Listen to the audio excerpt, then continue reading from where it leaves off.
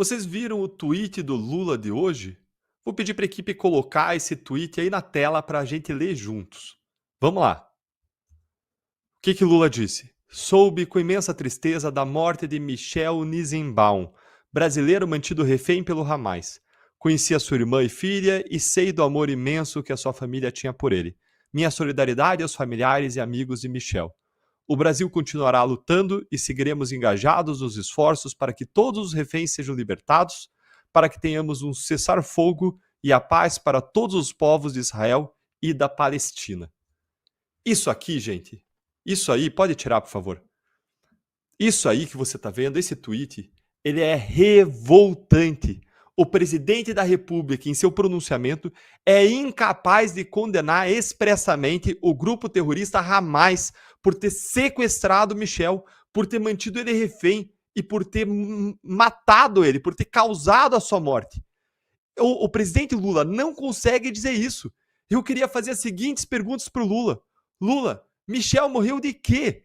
Ele morreu de dengue, presidente? Aqui no Brasil já são mais de 5 milhões de casos de dengue. Ele morreu de Covid? Ele morreu de causas naturais? Por que Lula não diz que ele morreu pela ação do Hamas? Por que ele não condena o que o Hamas fez? Isso era o mínimo. Nós estamos falando de um cidadão brasileiro que foi covardemente assassinado por uma organização terrorista. Ver esse tipo de posicionamento do nosso presidente da República é desesperador, porque o Estado, o governo e o cargo de presidente da República existem para nos proteger, existem para nos defender de inimigos internos e externos. Se o governo brasileiro não consegue assumir uma defesa intransigente de um cidadão brasileiro morto no exterior por uma organização terrorista, como a gente vai esperar que ele consiga proteger e defender qualquer um de nós? Vocês conseguem imaginar um presidente americano, qualquer que seja, se pronunciando e agindo dessa forma ao saber que terroristas mataram um cidadão americano? Ah, não. Em todos os casos em que isso aconteceu, o governo americano estava lá, ele prometeu uma chuva de fogo dos céus se qualquer americano fosse ferido ou morto, porque eles defendem intransigentemente os seus cidadãos. Lula, você é uma vergonha para o Brasil. É uma vergonha para o Brasil. Lula ignorou a família do Michel Nisenbaum por 5 meses. É isso mesmo que você ouviu. Ele ignorou a família do Michel por 5 meses, segundo o relato da sua sobrinha, Ayala. Essa informação foi dada originalmente num documentário do Antagonista, em que a Ayala prestou depoimento e disse o seguinte, que você vai ver aqui. Vou pedir para a produção colocar o vídeo para vocês. And his daughter went to Brazil in December. They went to see Lula. And he promised them that he will do everything to bring him back on all the hostages. And obviously, they're not here. And we don't know anything about him. I'm sure we have the connection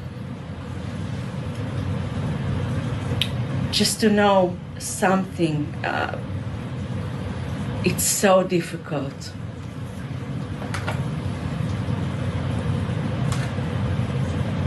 I don't see it. There is no reaction, obviously. Since December, we didn't hear anything. Nothing from Lula or the government. Nothing. He promised something. He's Brazilian. He born in Brazil. We really had a hope after my mother was there in December. She said to me, he said that his plane is waiting just for Michel. He will do everything to help.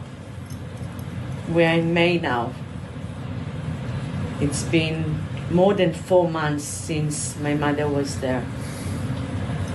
We didn't hear nothing from him, nothing from Lula. We don't know nothing about Michel. We don't know if he's alive or not. É de apertar o coração. Vocês lembram ainda da Rafaela Tristman? A Rafaela foi uma das vítimas brasileiras do Hamas no atentado terrorista do 7 de outubro, que estava com o namorado, o Hanani Glaser, no Festival de Música Nova. Hanani foi assassinado pelo Hamas e a Rafaela sobreviveu. E alguns meses atrás ela deu uma verdadeira surra moral em Lula e ao seu governo também, depois que Lula comparou a ação militar de Israel em Gaza com o Holocausto nazista. A Rafaela também acusou o governo naquela época de não ter se mobilizado para ajudar as vítimas brasileiras do atentado, dizendo que foram todas esquecidas pelo governo. Podemos então até falar de um padrão aí de conduta de um governo que está mais preocupado com seu alinhamento ideológico com grandes ditaduras internacionais e grupos terroristas do que com a vida e o bem-estar dos cidadãos brasileiros. E se fosse alguém da sua família? Brasileiro tem que ser defendido pelo presidente como fosse alguém da família dele até. Mas a família do presidente é representada não por uma bandeira verde e amarela, como a minha, como a sua, mas por uma bandeira vermelha. Realmente, a palavra vergonha dá o tom para todas as notícias que nós estamos comentando no dia de hoje, nesse Sem Rodeios. Vergonha, vergonha e vergonha.